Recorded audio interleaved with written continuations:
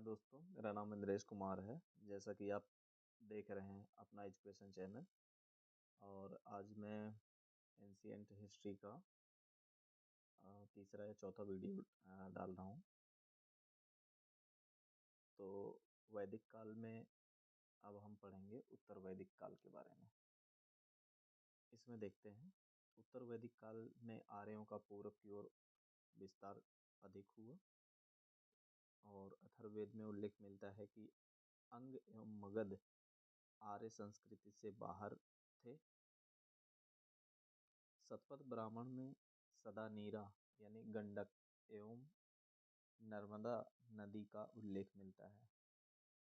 रेवोत्तरा नाम था नर्मदा नदी का, ये प्राचीन नाम है।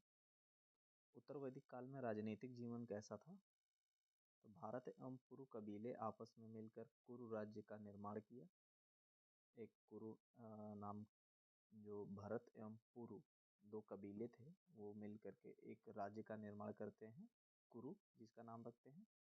इसी प्रकार क्रीवी एवं तुर्वस मिलकर पंचाल राज्य का निर्माण करते हैं। तो उत्तर वैदिक काल में दो राज्यों का उदय होता है, पहला है कुरु और दूसरा है पांचाल। इस काल में राज्य का लोकप्रिय स्वरूप राजतंत्रात्मक था, यद्यपि गणतंत्र राज्यों का भी उल्लेख मिलता है। राजा का पद वंशानुगत होता था, लेकिन राजा का निर्वाचन भी किया जाता था। राजा की सहायता के लिए एक सभा एवं समिति नामक परिषदें होती थी। अथर्ववेद में सभा एवं समिति प्रजापति की दो पुत्रियां कहा गया है। ये थोड़ा इम्पोर्टेंट है कि प्रजापति की दो पुत्रियां कौन कौन सी थी, तो सभा और समिति थी। सामाजिक जीवन कैसा था? वर्ण व्यवस्था पहले देखते हैं। वर्ण व्यवस्था का वास्तविक स्थापना उत्तर वैदिक काल में ही हुई थी। पूर्व वैदिक काल में वर्ण व्यवस्था जो थी वो वर्ग आधारित थी, कर्म आधारित थी। ये बाद में वर्ग आधारित हो गई। और पहले पूर्व वैदिक काल में या वैदिक काल में कर्मों के आधार पर वर्ण व्यवस्था की गई थी। लेकिन जब उत्तर वैदिक काल आता है तो इसमें धीरे धीरे इसका जो वर्ण व्यवस्था का रूढ़िवादिता चरण मिलता है, वो इसी में मिलता है। इस काल में ब्राह्मण, क्षत्रिय, वैश्य, शूद्र चारों वर्णों में अंतर स्पष्ट करने के लिए भेद परक वर्ण व्यवस्था स्थापित हुई। पहले ये भेद परक व्यवस्था नहीं थी। इस काल में वर्ण व्यवस्था जटिल होने लगी और वैश्यों को अनल से बलिकृत अर्थात कर देने वाला तथा शूद्रों को अनस्य प्रेस्य कहा गया, अर्थात दूसरों की सेवा करने वाला। अस्पृश्यता यानी छुआछूत का उल्लेख नहीं मिलता। शूद्र यज्ञ भी कर सकता था। स्त्रियों की दशा। इस काल में भी बाल विवाह का प्रचलन नहीं था। 16-17 वर्ष की आयु में कन्या का विवाह किया जाता था। सगोत्र विवाह वर्जित था।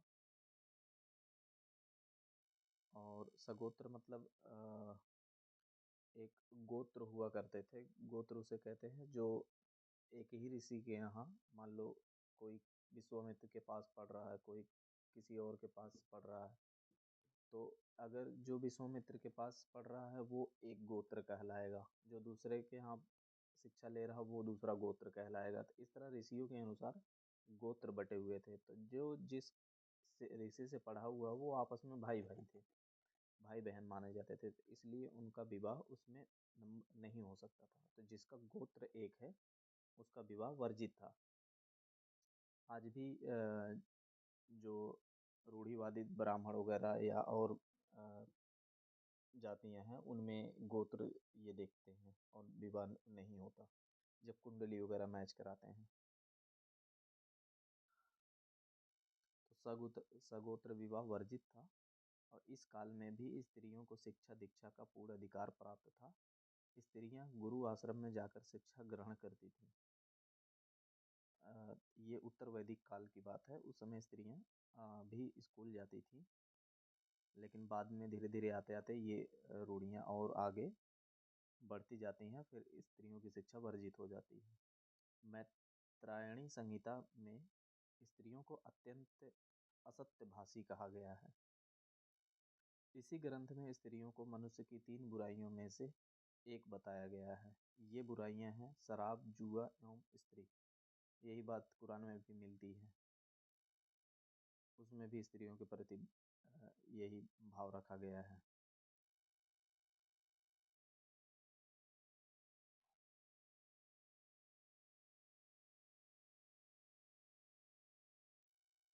तीन बुराइयों शराब, जुआ और स्त्री। कौन सी संहिता में? मैत्रायणी संहिता में। आश्रम व्यवस्था जीवन में क्रमबद्धता लाने के लिए तथा लौकिक एवं पारलौकिक सुख की प्राप्ति तथा मनुष्य के सर्वांगीण विकास के लिए हिंदू देशकारों ने आश्रम व्यवस्था की स्थापना की। व्यवस्थाकारों ने आश्रम व्यवस्था की स्थापना की। आश्रमों की संख्या 4 है। अभी आश्रम व्यवस्था जो था ब्रह्मचर्य, ये जन्म से 25 वर्ष तक था, शैक्षणिक उपलब्धि एवं बौद्धिक विकास हेतु। फिर दूसरा आता है गृहस्थ आश्रम, ये 25 से 50 वर्ष तक था। इसमें सामाजिक विकास हेतु धर्म, अर्थ, काम की प्राप्ति करते थे।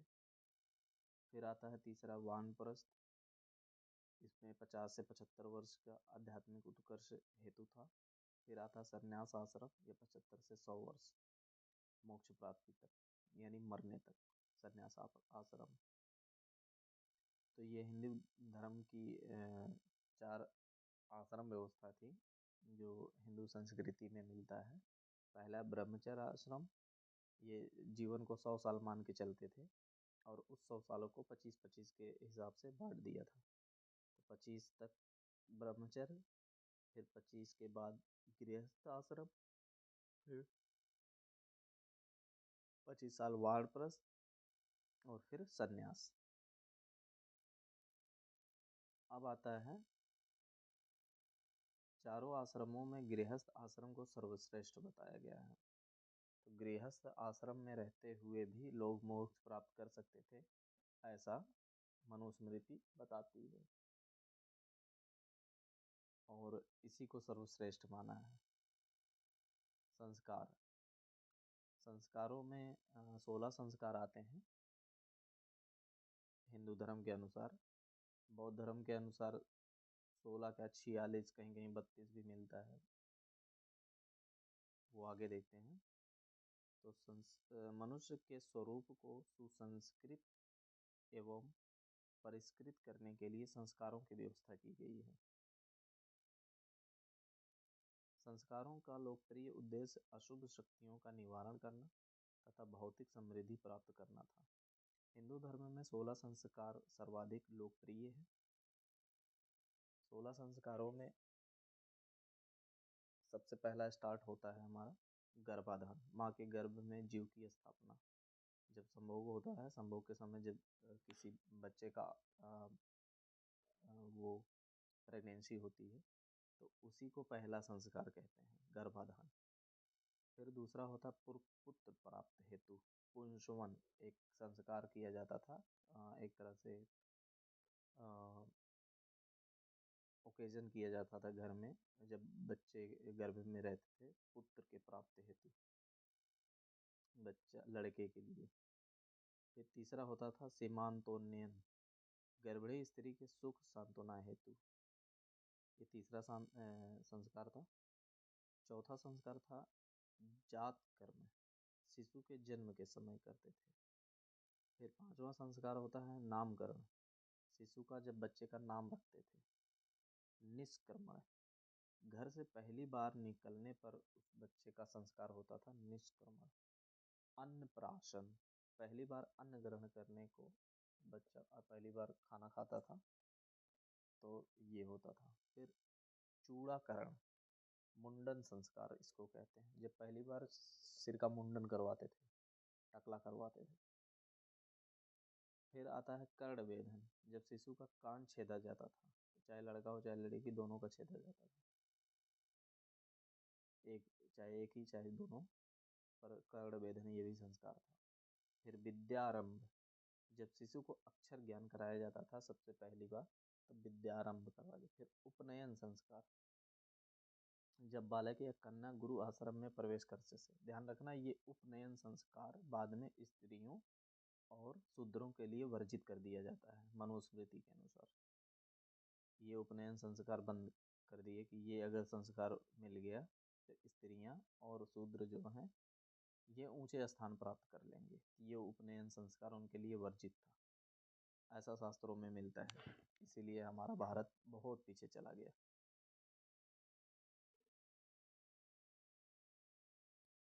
फिर आता है वेदावरंभ, जब पहली बार वेद का अध्ययन करते थे।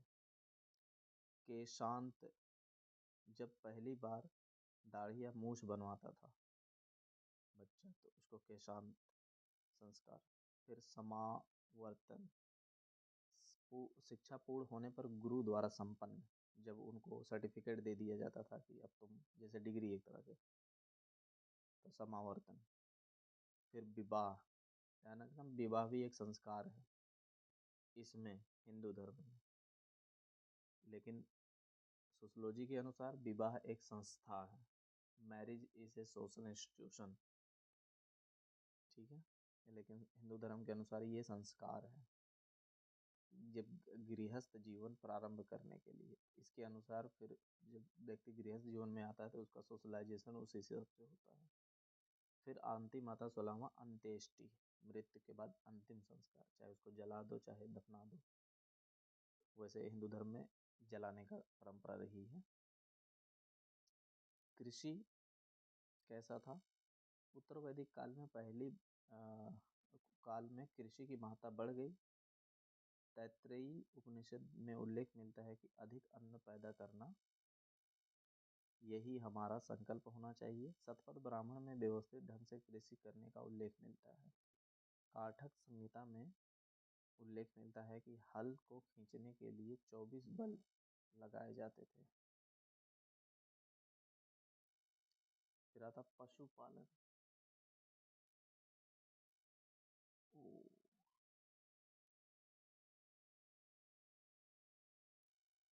पशुपालन अथर्ववेद में गोवध करने वाले को मृत्यु दंड का विधान किया गया है। ध्यान रखना, जी गोवध करते हैं उनको मृत्यु दंड का विधान जो है अथर्ववेद में मिलता है। फिर शिल्प और व्यवसाय कैसा था? तो ऋग्वैदिक व्यवस्था तो प्रचलित रहे, लेकिन अनेक नए व्यवसाय भी प्रचलित हुए। श्याम अयस, लोहा को कहते थे, लोहित अयस तांबा, अयस कांसा को, हिरण्य सोना को, रूप चांदी को, शीश सीसा को और त्रपुरांगा को का उल्लेख मिलता है। ये सारे नाम अलग अलग हैं। श्यामयस लोहा, लोहित अयस तांबा, अयस कांसा, हिरण सोना, रूप चांदी, शीश सीसा, त्रपु रंगा रांगा जो होता है। व्यापार कैसा था? इस काल में व्यापारियों को वणिक कहा जाता था। व्यापारियों के अध्यक्ष को श्रेष्ठी कहा जाता था। और इस काल में ब्याज पर धन देने का व्यवसाय भी प्रचलित था, जिसे कुशीदी कहा जाता था। कुशीदी, ध्यान रखना, ये एक तरह से जो सूदखोर होते हैं उनको कुशीदी कहते थे। यजुर्वेद में 100 चंपुओं वाली नाव का उल्लेख मिलता है। धार्मिक जीवन कैसा था? तो उत्तर वैदिक काल में धार्मिक जीवन में महत्वपूर्ण परिवर्तन आया। एकेश्वरवाद की प्रवृत्ति मजबूत होने लगी। इस काल में पहले के कई महत्वपूर्ण देवताओं की महिमा घट गई तथा नए देवता महत्वपूर्ण हो गए। प्रजापति इस काल के श्रेष्ठ देवता बन गए, जिन्हें देवताओं का पिता कहा गया। और पूषण शूद्रों के देवता माने गए हैं। पूषण अग्नि की महत्ता बनी रही, इन्हें मनुष्यों एवं देवताओं के बीच मध्यस्थ के रूप में महत्व बना रहा।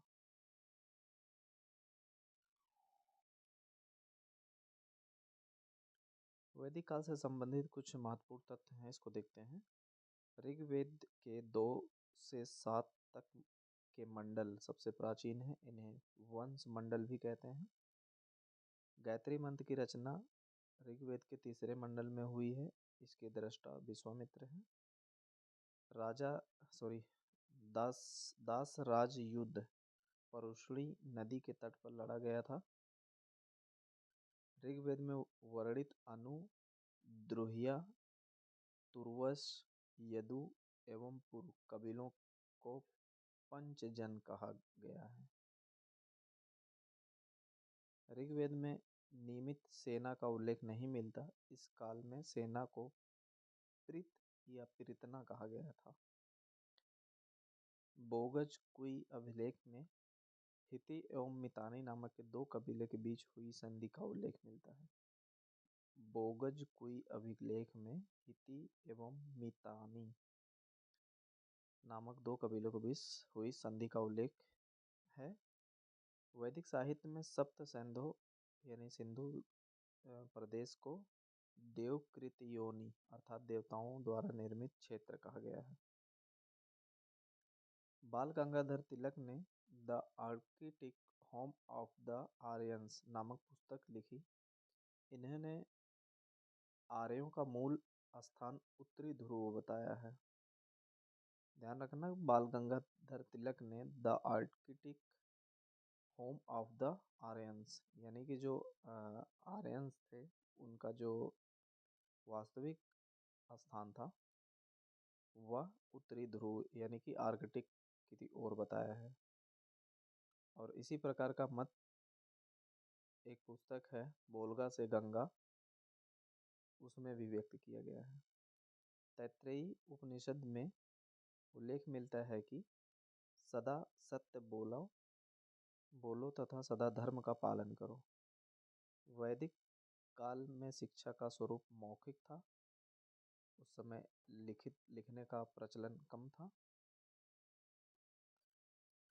इसीलिए वेदों को श्रुत कहा गया है। ये सुने जाते थे, सुन के याद किए जाते थे। ऋग्वैदिक विद्यार्थियों की तुलना बरसाती मेढक से की गई है, क्योंकि जब ये बोलते थे तो जैसे बरसात में मेढक टरटराते हैं, एक रट में एक बोलता है, दूसरा बोलता है, तीसरा बोलता है, चौथा बोलता है, उस तरह से ये भी एक लय में बोलते हैं। इसलिए उनके विद्यार्थियों की तुलना बरसाती मेढक से की गई है। ऋग्वैदिक काल में गाय के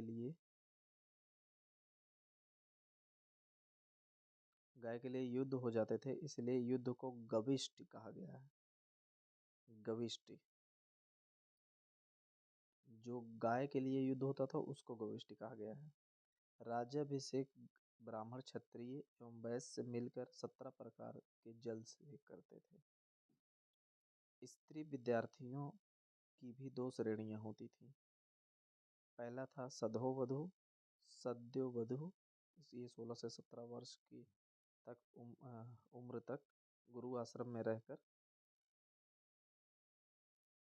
शिक्षा प्राप्त करने वाली कन्याएं थी। और दूसरा है ब्रह्मवादिनी, अधिक समय तक जीवन प्रयत्न गुरु के पास रहकर शिक्षा प्राप्त करने वाली ब्रह्मवादिनी। शूल्व सूत्र में यज्ञ वेदी के निर्माण की तकनीक मिलती है। और ऋग्वेद में इंद्र को युद्ध देवता समझा जाता था। गोत्र शब्द की उत्पत्ति गोष्ठ से हुई है।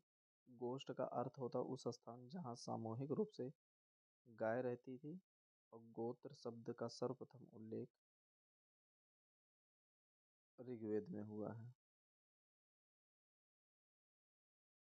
तो गोत्र की जो शब्द की उत्पत्ति है वो गाय से हुई है। और वहाँ यह उस स्थान को कहते हैं जहाँ सामूहिक रूप से गाय रहती थी।